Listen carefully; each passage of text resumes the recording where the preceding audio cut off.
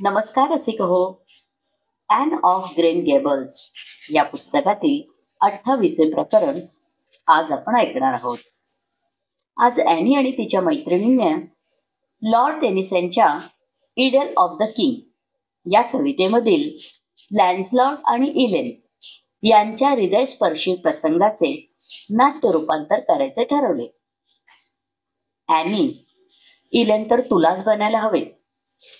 मी होडीत झोपून पाण्यावर तरंगण्याचे धाडस कधीही करू शकत नाही.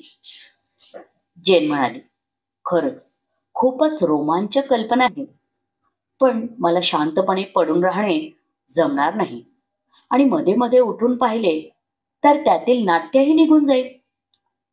छे छे, मला पाण्याची फार भीती वाटते, रुबी म्हणाली. आपण दोघी तिघी असतो ते सुद्धा बसलेल्या स्थितीत तेव्हाची गोष्ट वेगळी आहे, पण मेल्याचे सोंग करून झोपून तरंगत्या होडीतून नुसत्या जायच्या कल्पनेने मी मरून जाईन. ॲनीच हे पात्र करू शकते. मला तरंगायची भीती नाही वाटत. इलेनचे पात्र करायला मलाही आवडले असते, पण ते विचित्र दिसेल. लाल केसांची इलेन कशी काय होऊ शकेल? तिचे केस तर सोनेरी होते.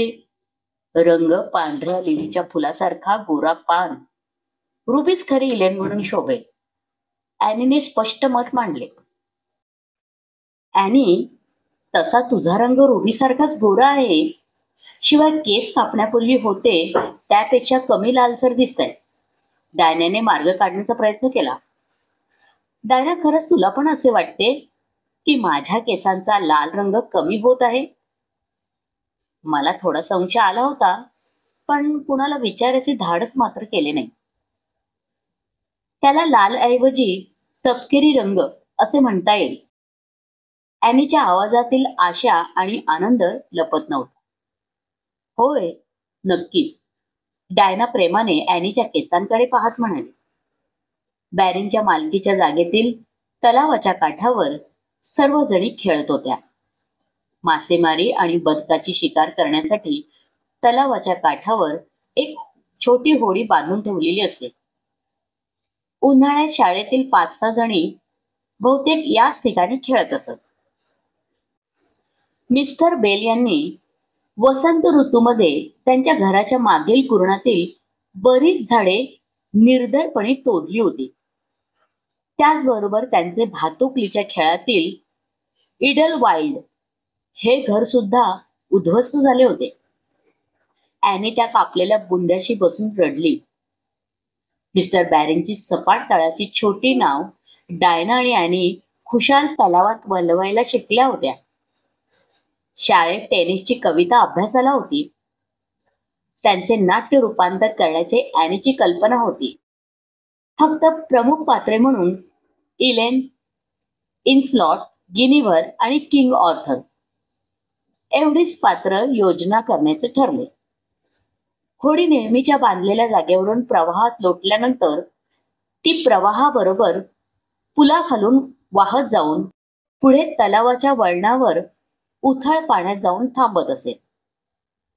ॲनी आणि डायनाने अनेकदा अशा प्रकारे होडीतून दुसऱ्या तीरावर गेल्या होत्या.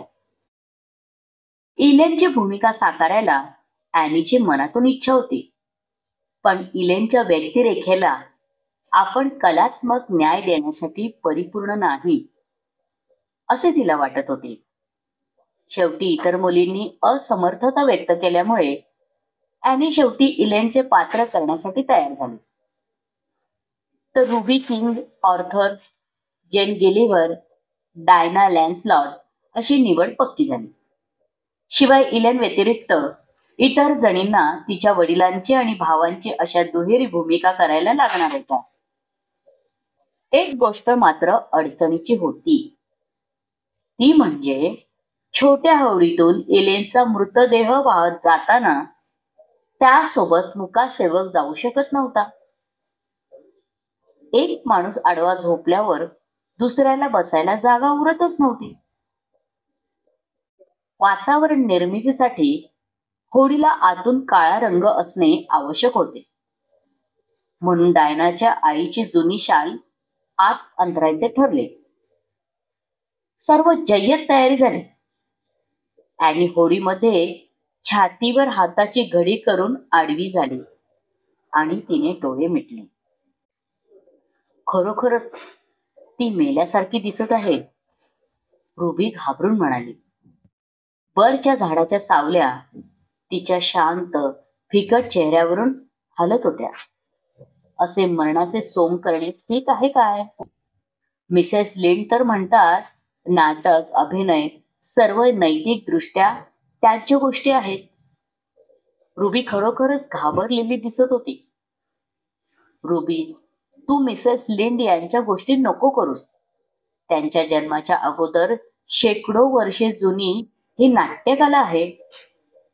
जेन, तू तुझे नेपथ्याचे काम कर. खरे तर मी मेल्याचे सोंग केल्यावर बोलणे पण मूर्खपणाचे आहे. आणि गंभीरपणे बोलली. जेन उठले. इलेनच्या अंगावर घालायला सुवर्ण वस्त्र हवे होते. पिवळ्या रंगाच्या स्कार्फची पर्यायी व्यवस्था केली. पांढऱ्या लिलीची फुले इलेनवर वाहायला हवी होती, ती मिळाली नव्हती. म्हणून निळ्या आयरिशची फुले इलेनच्या घडी घातलेल्या हातांवर ठेवण्यात आली. आता सर्व तयारी झाली आहे, जेन म्हणाली. आता आपण तिच्या कपाळाचे चुंबन घेऊन तिला शेवटचा निरोप देऊ. डायना, तू निरोप देताना लाडक्या बहिणी कायमचा निरोप देतो असे म्हण. आणि रुबी, तू गोड बहिणी अलविदा असे दुःखी चेहऱ्याने गंभीरपणे म्हणा. आणि तुझा चेहरा जरा हसरा असू दे, कारण मृत्यूला इलेन स्वतःहून हसत हसत सामोरी गेली होती. सर्व पार व्यवस्थित पडले. आता होडी पाण्यात लोटायला हवी. जेन दिग्दर्शकाची भूमिका चांगली निभावून येत होती. होडी पाण्यात घाईघाईने लोटताना तिची एक बाजू कठड्याला घासली. इलेनचा पुढचा प्रवास सुरळीत सुरू झाला. याची खातरजमा झाल्यावर डायना, जेन आणि रुबी पुलाच्या पलीकडच्या तीराकडे पळाल्या. तिकडे त्यांना किंग ऑर्थर, लॅन्सलॉट आणि गिनीवरच्या भूमिकेसाठी तयार राहायचे होते आणि इलेनला अखेरचा निरोप देण्यासाठी होडीतून उतरून घ्यायचे होते. काही मिनिटे ॲनीने तरंगत राहण्याचा आनंद लुटला आणि तिला काहीतरी अघटित घडत असल्याचे जाणीव झाली. होडीत पाणी शिरायला लागले. तशी ॲनी काळी शाल आणि पिवळा स्कार्फ हातात धरून पटकन उठून उभी राहिली. होडीच्या तळाला गळती लागली होती. होडी पाण्यात लोटताना कठड्याला घासली गेली होती. तेव्हा एखादा खिळा सुटून लाकडाची फळी सुटली गेली असावी. परिस्थिती अत्यंत गंभीर होती. पुलाखालून पलीकडच्या काठावर जाण्यापूर्वी ती बुडायला लागली होती. थोडेफार वल्हे मारायचे तिने ठरवले, तर गडबडीत दोन्ही वल्हे काठावर राहिले होते. ॲनीने किंकाळी मारली, पण कुणाच्या कानी पडणे अशक्य होते. ॲनीने धीर गमावला नव्हता. एक शेवटची संधी बाकी होती. दुसऱ्या दिवशी ॲनी मिसेस ॲलनना हा जवळजवळ जीवावर बेतलेला प्रसंग सांगताना म्हणाली. होडी प्रवाहाबरोबर पुढे चालली होती, पण होडीच्या आतील पाणी वाढत चालले होते. मधला पूर येईपर्यंत पाणी भरून कधी बुडेल हे सांगणे कठीण होते. मी देवाचा धावा सुरू केला, पण प्रार्थना करताना डोळे मिटून घेतले नाही, कारण मला माहित होते की देवाला पण मला वाचवायला एकच मार्ग होता, आणि तो म्हणजे पुलाच्या आधाराच्या खांबाजवळून होडी जाताना थोडीफार अडली तरच होडीला सोडून देऊन मला त्यावर चढणे शक्य होईल. हे खांब म्हणजे जुन्या झाडांची खोडे आहेत आणि त्यावर खूप गाठी आणि जुन्या फांद्या आहेत. प्रार्थना करताना मला स्वतः लक्ष देऊन हा मार्ग काढायला लागणार होता. परत एकदा मी देवाची प्रार्थना केली. देवा, होडी एखाद्या झाडाच्या खांबाजवळ थोडीशी थांबू दे. पुढचे काम मला करायला हवे होते. आणि देवाने माझी प्रार्थना ऐकली. 1 मिनिटभर होडी एका खांबाला आदळली. मी शाल आणि स्कार्फ माझ्या खांद्यावर फेकला. खांबाला घट्ट धरून वरच्या एका छोट्या फांदीवर चढून बसले. मी देवाचे आभार मानले. आता मला पुलाच्या आधाराच्या खांबावरून परत जमिनीवर येण्यासाठी मदतीची गरज होती. होडी पुढे गेली आणि मध्य प्रवाहात पूर्णपणे बुडाली. पलीकडे डायना, जेन आणि रुबी तिची वाट पाहत उभ्या होत्या. त्यांना बोट बुडालेली दिसली आणि ॲनीचे काय झाले असेल याचा अंदाज आला. क्षणभर त्या भीतीने गोठून गेल्या. नंतर घाबरून किंचाळायला लागल्या. पुलाच्या रस्त्याकडे न थांबता जंगलाच्या रस्त्याने पळत सुटल्या. खांबाला घट्ट धरून बसल्या. पायाने कसा बसा तोल सांभाळत बसलेल्या ॲनीला त्यांच्या किंकाळ्या ऐकू आल्या. थोड्याच वेळात कोणीतरी मदतीला आले असते. प्रत्येक क्षण महत्वाचा होता. लिलीच्या फुलासारख्या दुर्दैवी इलेनचा आत धीर सुटत चालला होता. तिच्या मनात हजारो शंका कुशंका फेर धरू लागल्या. अजून कसे कोणी मदतीला आले नाही? सर्वजणी कुठे गेले असतील? त्यांच्यापैकी कोणी बेशुद्ध तर पडले नसेल? कोणी मदतीला आलेच नाही तर? 1 ना 2 हातापायातले बळ संपल्यावर खाली घसरून पडणे शक्य आहे. हिरवेगार पाणी पाहून तिच्या पोटात भीतीने ढवळायला लागले. तिची कल्पनाशक्ती तत्परतेने कामाला लागली आणि तिला वाटले आता हातातील आणि मनगटातील वेदनांनी सहनशक्तीची कमाल पातळी गाठली. आणि त्याच क्षणी गिल्बर्ट ब्लीथ हार्मन अँड्रूजची होडी वल्लवत पुलाखाली आली. गिल्बर्टने वर पाहिले आणि त्याला आश्चर्य वाटले. त्यांच्याकडे मोठ्या डोळ्यांची पांढरी फटक पडलेली ॲनी तुच्छतेने पाहत होती आणि तिच्या चेहऱ्यावरचे भाव देखील खचितच मित्रत्वाचे नव्हते. ॲन शर्ली, तू इथे? काय झालं? त्याने विचारले. आणि उत्तराची वाट न पाहता त्याने आपली होडी खांबांच्या अगदी जवळ नेऊन थांबवली आणि मदतीला हात पुढे केला. त्याच्या हाताला घट्ट पकडून ॲनी त्याच्या होडीमध्ये आली. ॲनी पूर्ण भिजली होती. शाल आणि स्कार्फ ओला चिंब झाला होता. गिल्बर्ट समोर एवढी शोभा झाल्यामुळे स्वतःवर खूपच चिडली होती. काय झाले ॲनी? गिल्बर्टने आपली वल्ली उचलत विचारले. आम्ही इलेनचे नाटक करत होतो. आपल्या रक्षणकर्त्याकडे नजर न टाकता ॲनी म्हणाली. मी होडीतून केमलोटकडे चालले होते आणि होडीच्या फटीमधून पाणी शिरले. मी कशीबशी पुलाच्या खांबावर चढले. त्यानंतर लगेच होडी बुडाली. डायना वगैरे मदतीला बोलवायला गेल्या आहेत. कृपा करून तू मला किनाऱ्यावर सोडतोस का? कर्तव्य दक्षपणे गिल्बर्टने होडी किनाऱ्यावर नेली. मात्र उतरताना त्याने देऊ केलेली मदत नाकारत ॲनीने चपळपणे किनाऱ्यावर उडी मारली.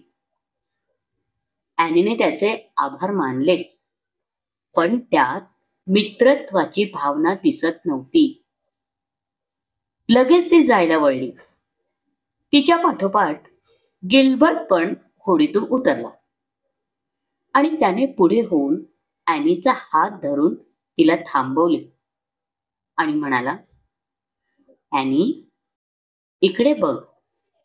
आपण चांगले मित्र बनू शकत नाही का ग? मी तुझ्या केसांची चेष्टा केली. त्याबद्दल मी तुझी मनापासून माफी मागतो. मला तुला त्रास द्यायचा नव्हता. मी फक्त गंमत करत होतो आणि त्या गोष्टीला आता बरेच दिवस झाले. शिवाय आता तुझे केस खूपच सुंदर दिसतायत. मी खरंच सांगतो, आपण मित्र बनूया का ग? क्षणभर ॲनी घुटमळली. गिल्बर्टच्या तपकिरी डोळ्यात थोडी उत्सुकता आणि थोडा संकोच दिसत होता. ते पाहून एक नवी अनुभूती जागी झाली आणि पूर्वी झालेल्या मानहानीचा काहीसा तिला विसर पडला. हृदयाचा ठोका चुकल्यासारखे वाटले, पण क्षणार्धात जुन्या अपमानाच्या कटू आठवणी जाग्या झाल्या आणि नवी अनुभूती विरून गेली.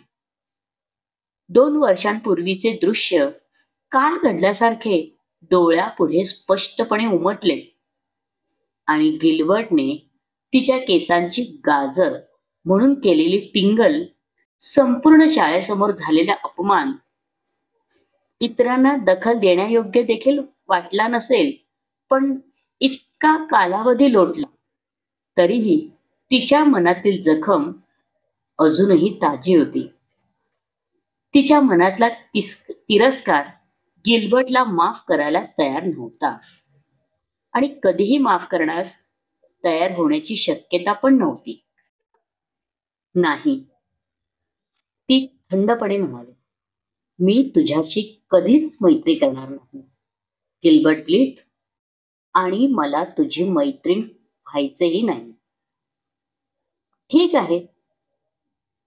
गिल्बर्ट रागाने होडी जोरात वळवायला सुरुवात केली आणि होडी घेऊन दूर जाता जाता म्हणाला, मी तुला पुन्हा कधीही मित्र होण्यास सांगणार नाही अँजर्ली, आणि मलाही तुझी पर्वा नाही. गिल्बर्टची होडी बरीच दूरवर गेली आणि ॲनी फरच्या झाडांच्या वाटेवरून वर निघाली. नेहमीपेक्षा ताठ मानेने ती चालली होती, पण आतून तिला खेदही वाटत होता. तिला वाटले की गिल्बर्टला ती वेगळे उत्तर देऊ शकली असती. अर्थात त्याने तिचा भयंकर अपमान केला होता तरीही. ॲनी आता रडवेली झाली. आतापर्यंत तिने स्वतःवरचा ताबा सुटू दिला नव्हता आणि भीती आणि भीतीच्या परिणामांना दूर ठेवत संकटातून सही सलामत बाहेर पडली. अर्ध्या वाटेवर डायना आणि जेन भेटल्या. तिचे आई वडील घरी नव्हते. रुबीची भीतीने दातखिळ बसली होती. मारीला कारमोडी येथे गेली होती. एकटे मॅथ्यू तेवढे शेतात गवत काढत होते. डायना ॲनीच्या गळ्यात पडून रडायला लागली. रडता रडता म्हणत होती, ओ ॲनी, आम्हाला वाटले तू बुडालीस. आम्ही तुला इलेन बनायला भाग पाडले. आम्ही तुझा खून केल्यासारखे झाले असते. रुबी घाबरून बेशुद्ध पडलीये. पण ॲनी, तू कशी काय बाहेर आलीस? मी पुलाखालच्या खांबावर कशी बशी चढले. कसा कोण जाणे? गिल्बर्ट ब्लीथ मिस्टर अँड्रूजच्या होडीमधून आला आणि मला पाण्याच्या बाहेर आणले. अय्या, किती छान, जेन म्हणाली. आता तुझा अबोला संपेल. नाही, असे कधीच होणार नाही. पूर्वीचे ॲनी परत जागी झाली आणि तिच्या अपमानाची जखम नव्याने ताजी झाली. मी खूप घाबरले होते, पण तुम्हाला माझ्यामुळे त्रास झाला. माझा जन्मच मुळे अशुभ नक्षत्रावर झालाय. त्रास माझ्या मित्रमैत्रिणींना पण सोसावा लागतोय. डायना, प्लीज मला क्षमा कर. तुझ्या बाबांची होडी कायमची गेली. त्यामुळे झालेले नुकसान ते वेगळेच. शिवाय आता माझ्या अंदाजाप्रमाणे आपल्याला तलावाच्या काठी फिरकायला देखील बंदी असेल. पुढे काय घडेल याविषयी ॲनीच्या अंदाजापेक्षा ॲनीची समय सूचकता अचूक असल्याचे सिद्ध झाले. या घटनेची माहिती मिळाल्यानंतर बॅरिनच्या आणि कदबर्ड यांच्या घरात मोठी खळबळ उडाली. ॲनी, ॲनी तुला कधीतरी समजेल का ग? मारीला कळवळून म्हणाली. नक्कीच मारीला, याबद्दल मी विचार केलाय, ॲनी आशावादीपणाने म्हणाली. मला वाटतं की समजूतदार होण्याची माझी शक्यता आता पूर्वीपेक्षा अधिक आहे. पण मला तर असंही वाटत नाही. मारीला खरे तेच म्हणत होते. पण ॲनीचे उत्तर तयार होते. आज मी नवीन आणि मौल्यवान धडा शिकले. ग्रीन गेबल्समध्ये आल्यापासून मी केलेल्या चुकांमधून धडा शिकत आहे.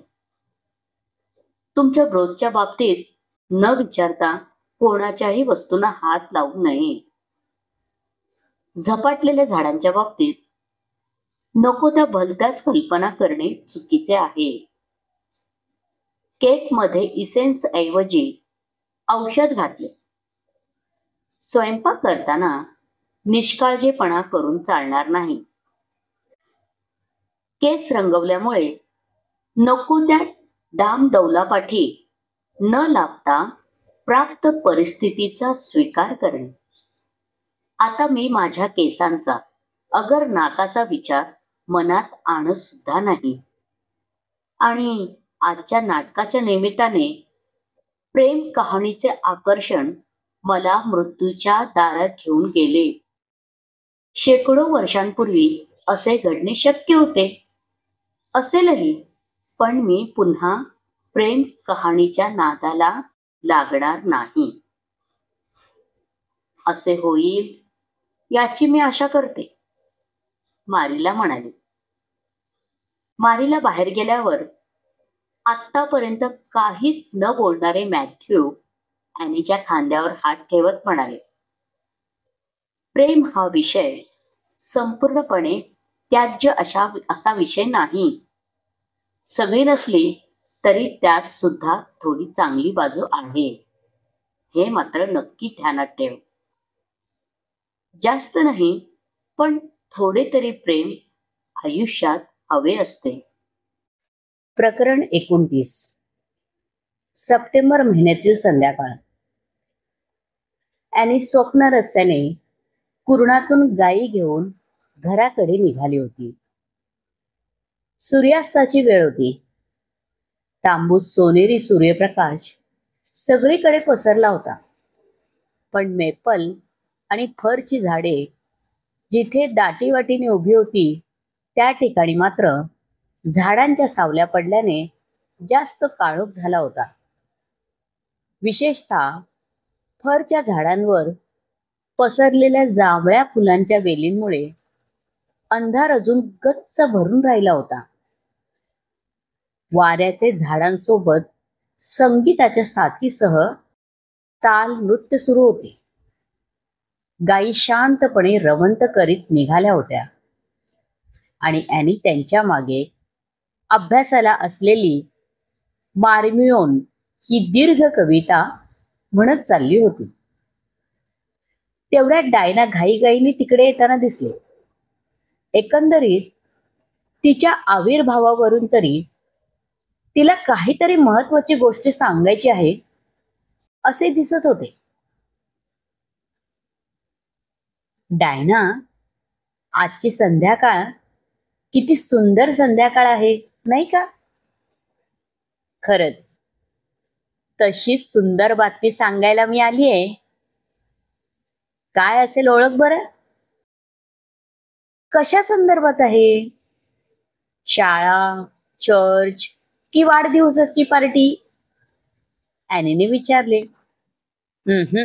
यापैकी एकही नाही, पण खूपच निराळी आणि मनोरंजक गोष्ट आहे, डायना म्हणाली. जोसेफिन आंटीचे पत्र आले आहे.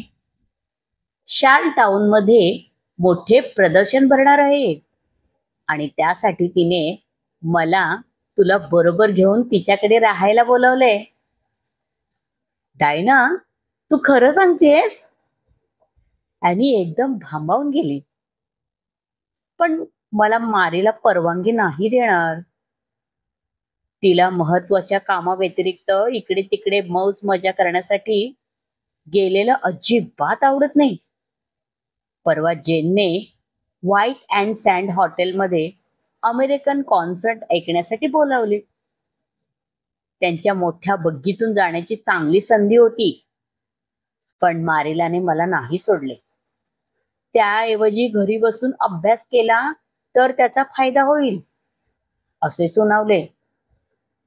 माझी इतकी निराशा झाली की झोपताना मी प्रार्थना देखील नाही केली. पण नंतर माझा मलाच पश्चाताप झाला आणि मध्यरात्री प्रार्थना करून मगच झोपले. हे बघ, आपण असे करू, आमच्या आईलाच मारिलाला विचारायला सांगू. म्हणजे मग त्या तुला माझ्याबरोबर पाठवण्याची जास्त शक्यता आहे. अरे वा, तसे झाले ना तर आपण धम्माल करू शकू. या अगोदर मी कधीच प्रदर्शन पाहिले नाही. इतर मुली जेव्हा त्याविषयी बोलत असतात तेव्हा मला खूप वाईट वाटतं.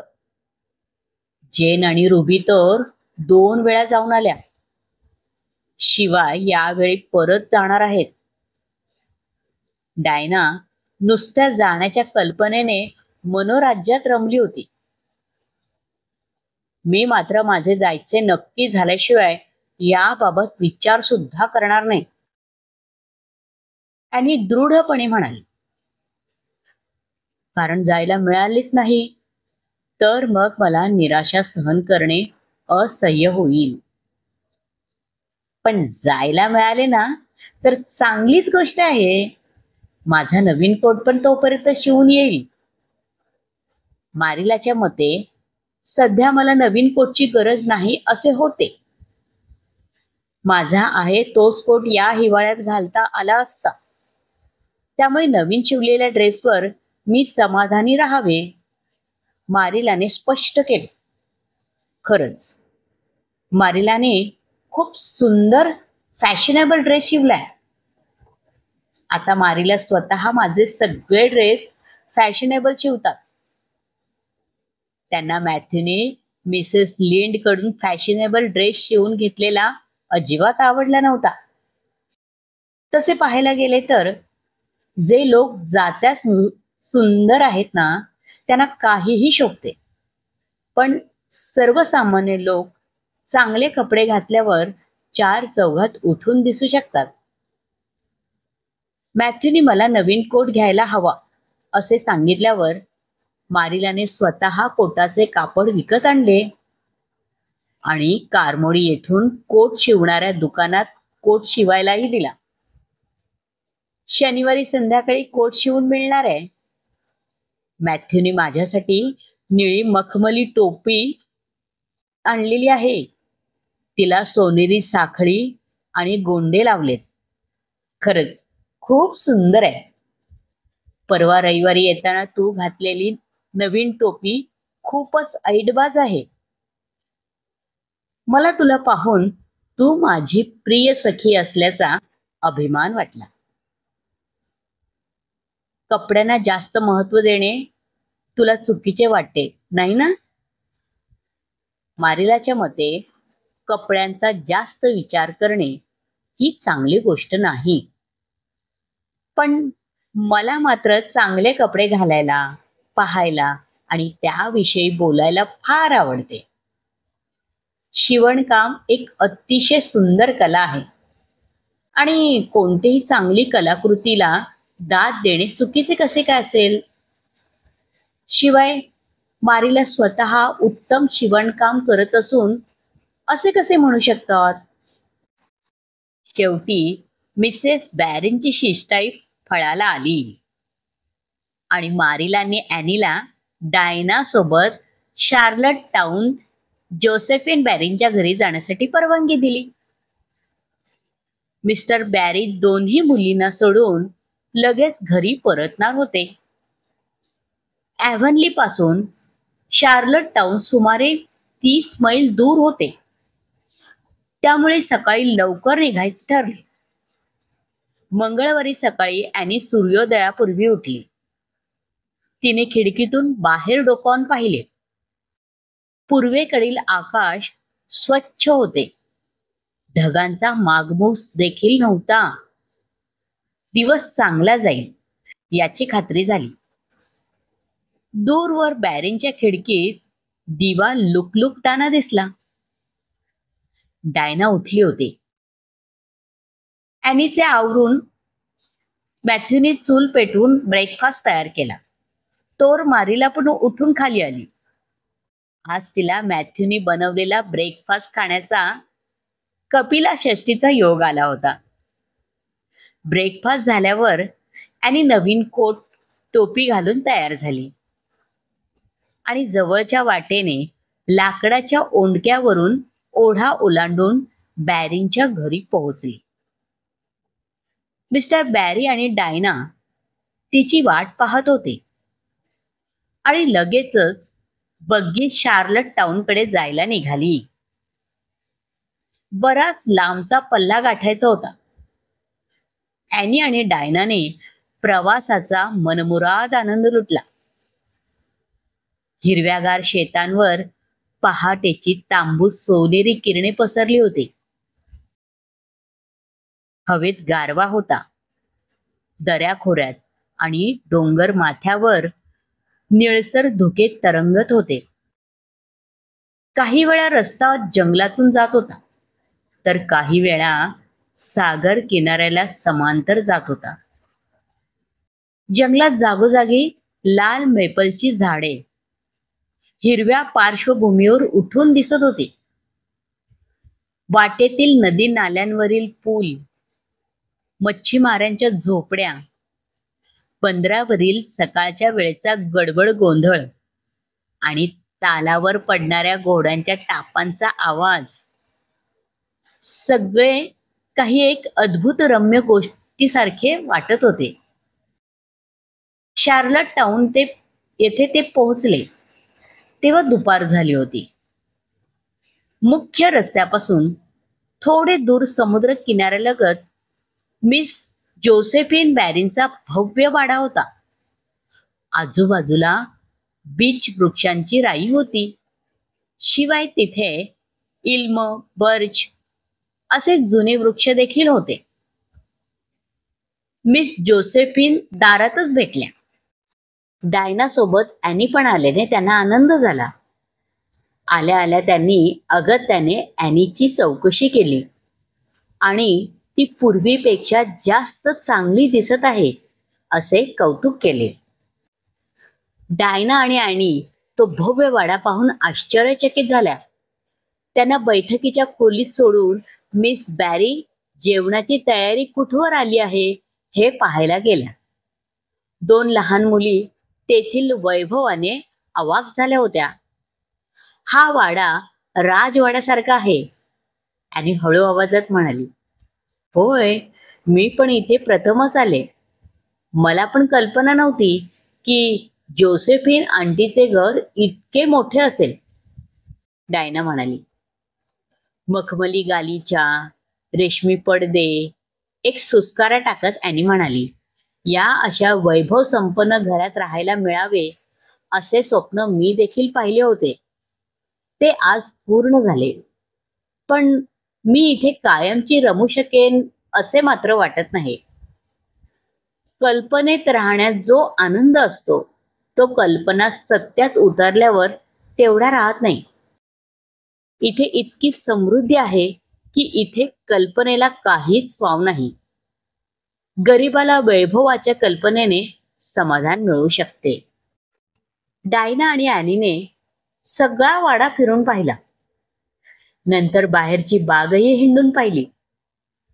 त्यानंतर त्यांनी सभोवतालच्या राईत आणि जमलेच तर समुद्र किनाऱ्यावर जायचा बेत केला होता. पण मिस्टर बॅरींनी परतीच्या प्रवासाला निघताना त्यांचा निरोप घेण्यासाठी वाड्यात बोलावून घेतले. बुधवारी सकाळी प्रदर्शनाचे उद्घाटन होणार होते. मिस जोसेफिन बॅरी डायना आणि ॲनीला सकाळीच आपल्याबरोबर प्रदर्शनाच्या मैदानावर घेऊन गेल्या. संपूर्ण दिवसभर कार्यक्रमांची भरगच्च रेलचेल होती. घरी आल्यावर ॲनीने प्रदर्शनाबद्दल इत्थंभूत माहिती दिली. मारीला मी कल्पना पण करू शकले नसते, इतक्या साऱ्या मनोरंजक गोष्टी तिथे होत्या. त्यापैकी कुठली गोष्ट सर्वात जास्त मनोरंजक होती हे मला ठरवता आले नाही.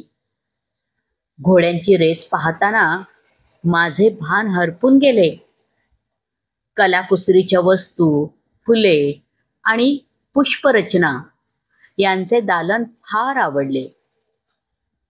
जोसी पायच्या विणलेल्या लेन्सला प्रथम पारितोषिकही मिळाले. मला खूप आनंद झाला.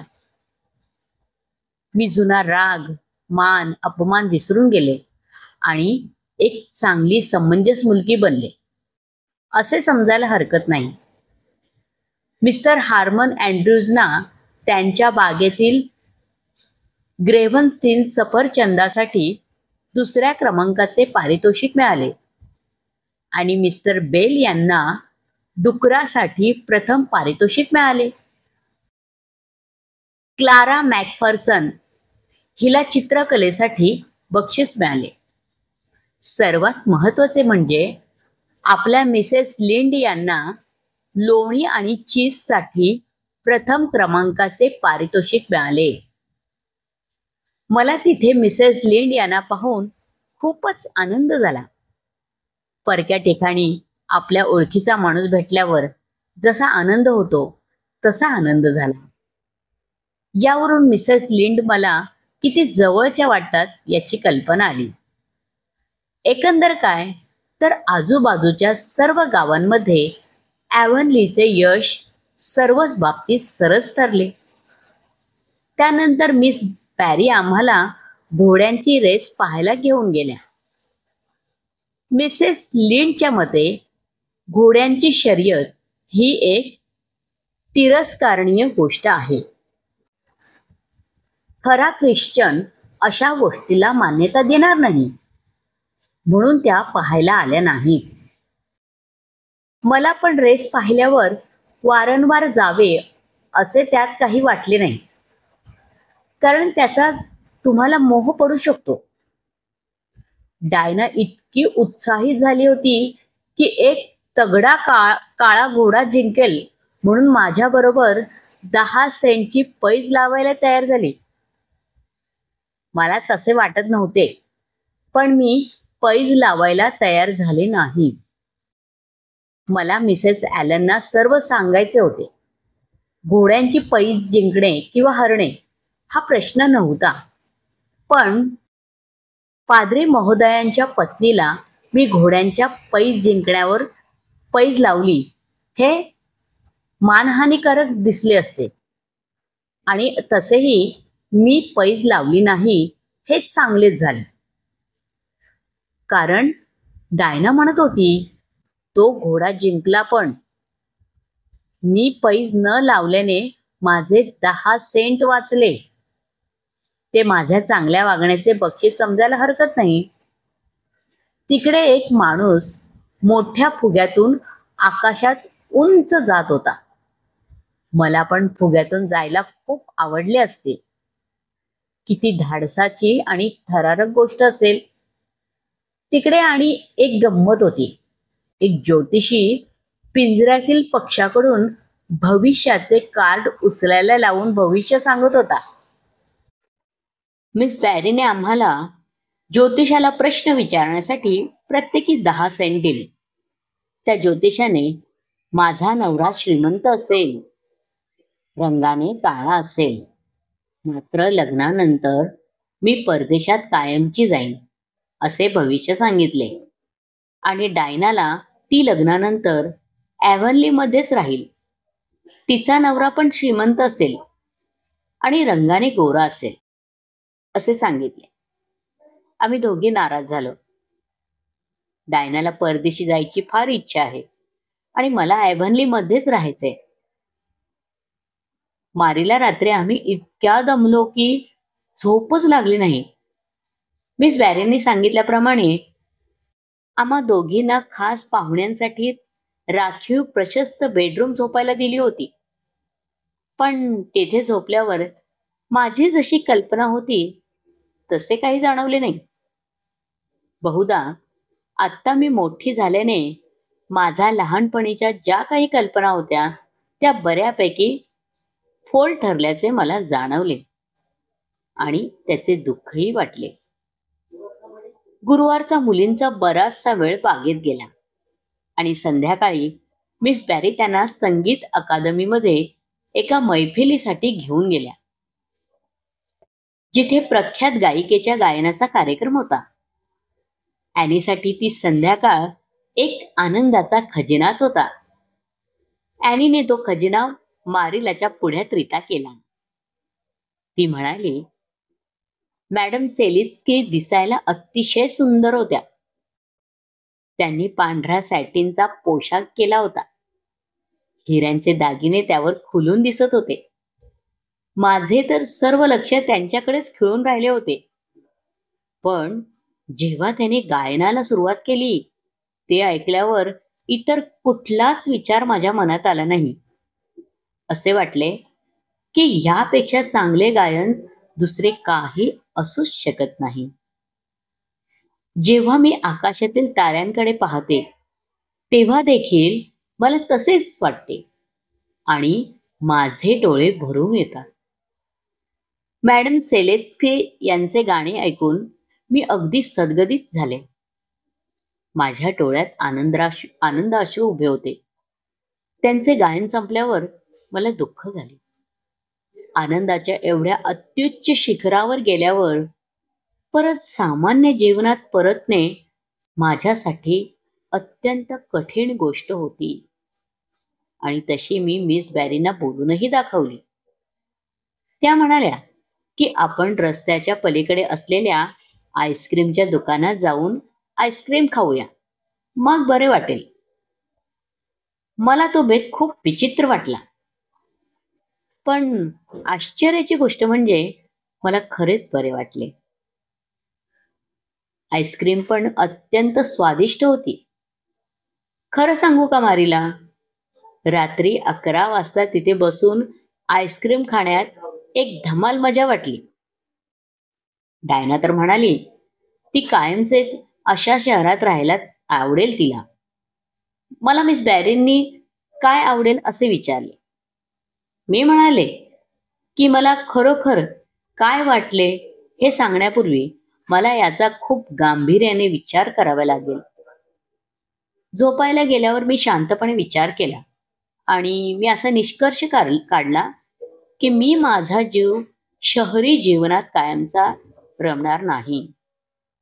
एखाद्या वेळी रात्री 11 वाजता चकाचक रेस्टॉरंटमध्ये काही वेळाने आईस्क्रीम खाणे छान आहे, पण एरवी मला माझ्या ग्रीन गॅबल्समध्ये रात्री 11 वाजता शांतपणे झोपायला आवडेल. झोपेतही मला बाहेर वाहणाऱ्या वाऱ्याची, आकाशात चमकणाऱ्या ताऱ्यांची सोबत जाणवत असते. या विचारासरशी मला खोलवर समाधान वाटले. सकाळी मिस बॅरींना तसे मी सांगितले. त्यावर त्या हसल्या. खरे तर मी गंभीरपणे बोलत होते. त्यांनी हसण्यावरी नेल्याचे पाहून मला ते आवडले नाही. मी काही गंमत म्हणून बोलत नव्हते, तरी सुद्धा त्या एक अगत्यशील स्त्री आहेत. त्यांनी आमचे आदरातिथ्य खूपच चांगले केले. त्यांनी आमची अगदी राजेशाही थाटात सरबराई केली. शुक्रवारी घरी घेऊन जाण्यासाठी मिस्टर बॅरी आले. डायना आणि ॲनीला उद्देशून निरोप देताना मिस बॅरी म्हणाल्या, मुलींनो, तुम्हाला इकडे राहायला आवडले असेल. पुन्हा कधीही या. ॲनी, तुला आनंद मिळाला की नाही? मी तर प्रत्येक क्षणाचा आनंद लुटला. असे म्हणून मी मिस बॅरींच्या गळ्यात पडले आणि पटकन त्यांच्या गालाचे चुंबन घेतले. हे पाहून डायनाला धक्काच बसला, कारण तिने असे धाडस कधीही केले नसते. म्हणून ती थोडी घाबरली. पण आश्चर्याची गोष्ट म्हणजे मिस बॅरींना ॲनीने दाखवलेली जवळीक भावली. त्या मनातून आनंदून गेल्या. मिस्टर बॅरीची बग्गी बाहेर पडताना जड अंतःकरणाने त्यांना निरोप देऊन त्या परत त्यांच्या मोठ्या घरात गेल्या. एवढ्या मोठ्या घरात आज त्यांना एकटे एकटे वाटत होते. गेले 3-4 दिवस त्या दोघींना वावर, दंगामस्ती, बडबड यामुळे घराला घरपण आल्यासारखे वाटत होते.